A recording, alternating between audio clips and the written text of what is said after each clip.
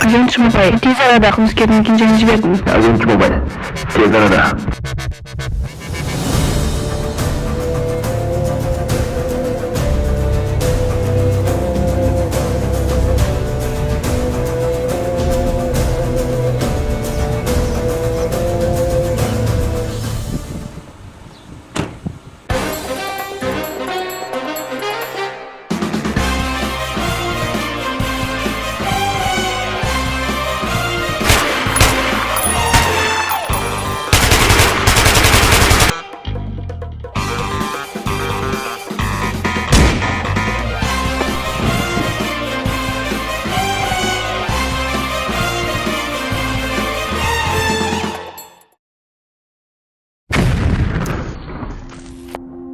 Балакай, бұл адам сенің обалыңа қалды. Сенің әкең көп ақша келгенде былай болмас еді.